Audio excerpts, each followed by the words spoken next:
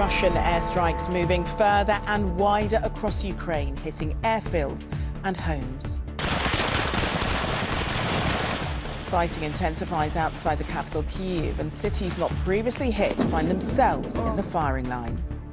It's not clear why this factory was targeted, but this could represent a new front in this war, as the city of Dnipro waits to see if it will be hit with more airstrikes. But is the widening of targets a sign of renewed Russian confidence or desperation? We're in Lviv, where the burying of the dead doesn't stop, despite the danger of further shelling. Good evening. There are fears tonight that Russia is starting a new phase of its invasion in Ukraine after more cities were bombed. Dnipro was struck for the first time, with reports of civilian buildings being hit in airstrikes. And the United States says Russian troops are now within 3 miles of Kyiv, with a large military convoy north of the capital now repositioned. Ukraine's president, though, remains defiant, and today said his country has reached a strategic turning point in the war. Our correspondent, Dan Rivers, has the latest. Dnipro had been spared until this morning. Just after dawn, a shoe factory was hit in the heart of a residential district. This building was destroyed, and with it, an entire city's peace of mind. Until now, they've been watching the horror of this war unfold in other places. Now it was right on their doorstep, and for some, it was too much. This couple were leaving, unsure when they'll come back and what they'll find when they do. It's not clear why this factory was targeted, but this could represent a new front in this war, as the city of Dnipro waits to see if it will be hit with more airstrikes. I beg you to tell the world about another act of state terrorism. It's not just a war. It's state-sponsored terrorism by a powerful country against us. As we filmed the smouldering wreckage, suddenly we were told to run for cover, sirens suggesting another strike might be imminent. We've just heard the air raid sirens going, and we've been told to take cover, so we're coming down into the metro now. In the sanctuary below, families who'd been here since early morning, too terrified to move, children bewildered by the sudden plunge into a conflict that until now had been something they'd only seen on TV. This man was injured by flying glass when the bomb fell. His wife doesn't know what they'll do, saying it's all too unpredictable. And today other cities were also experiencing this sudden jolt of war coming without warning.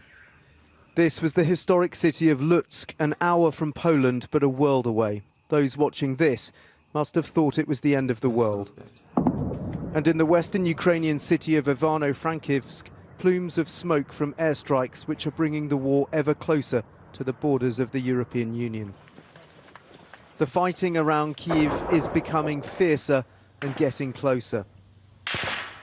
Ukrainian soldiers engaged in gun battles to hold off advancing Russian forces.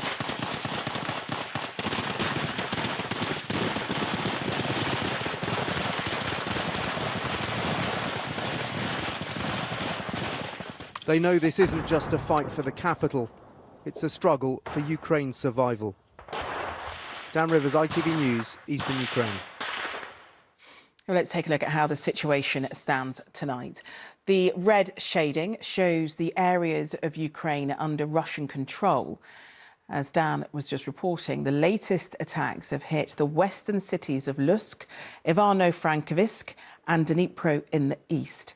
And on the outskirts of Kyiv, much of the Russian convoy has broken up and been redeployed, seen here in a forest around 20 miles northwest of the capital. And our Europe editor, James Mates, is in Kyiv tonight. James, is this a new phase of the war? And is it a sign of confidence or desperation from Vladimir Putin?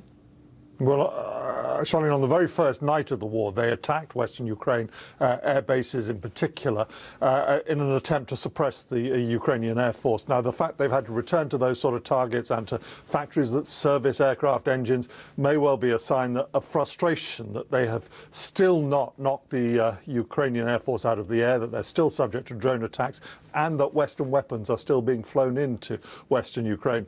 I mean, there's two very different ways of looking at how the war is going tonight. I mean, that convoy is now positioned in a way that could be the start of an attack on the capital. The Americans say they're closer to the centre than they ever have been. Maybe they finally got their offensives sorted out. But on the other hand, we have news that a third Russian major general has been killed near the front. Extremely unusual for officers that senior to be anywhere near the front.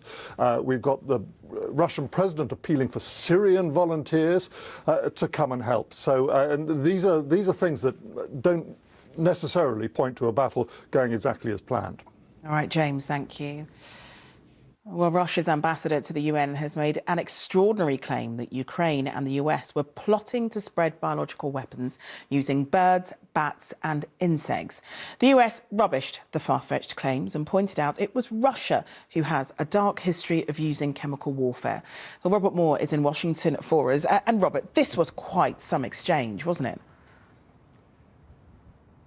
Absolutely. I mean, even for veteran diplomats at the UN, this was bizarre. We saw in Dan's report the devastating scenes on the ground. We've heard from James his grim analysis, but the diplomacy is shockingly surreal as well. The UN Security Council meeting not to talk about a ceasefire, but rather for the Russians to peddle this extraordinary conspiracy theory, namely that the Ukrainians, with American support, are running a network of secret biological weapons laboratories. There's no evidence for that at all, but the Americans are deeply alarmed. It's all part of a Russian false flag operation. Russia has a track record of falsely accusing other countries of the very violations that Russia itself is perpetrating. And given that, we have serious concerns that Russia may be planning to use chemical or biological agents against the Ukrainian people. And of course, Russia does indeed have that track record of using a nerve agent in Salisbury, of sanctioning almost certainly the Syrians using chemical weapons in that civil war. And all of this begs the question that if Russia does use in the Ukrainian battle space prohibited weapons, what does NATO, what does the United States do? Does it draw them into the conflict directly as a belligerent? So these are big, troubling and unanswered questions here tonight.